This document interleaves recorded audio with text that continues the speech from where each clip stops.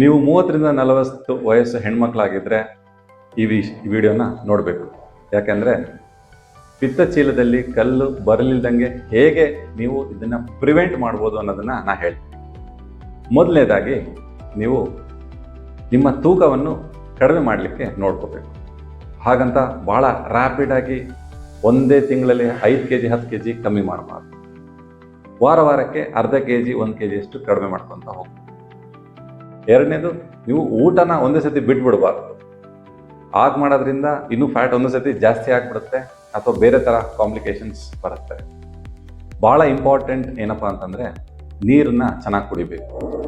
ಒಂದೇ ಸತಿ 2-3 ಲೀಟರ್ ನೀರು ಕುಡಿಯೋಂಥದ್ದಲ್ಲ.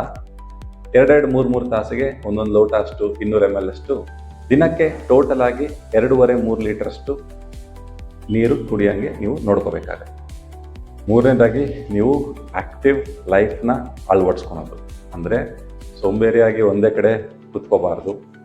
ಏನೇ ಆದ್ರೂ ದಿನದಲ್ಲಿ 20 ನಿಮಿಷ ನೀವು ಕರೆಕ್ಟಾಗಿ ಎಕ್ಸಸೈಸ್ ಮಾಡಬೇಕು. ಇದರಿಂದ ನಿಮ್ಮದು ಲೈಫು ಚೆನ್ನಾಗಿರುತ್ತೆ. ಆಮೇಲೆ ಗ್ಯಾಲ್ಬ್ಲಾಡರ್ ಸ್ಟೋನ್ಸ್ ಆಗ ಚಾನ್ಸಸ್ ಇರೋದೇ ಇಲ್ಲ.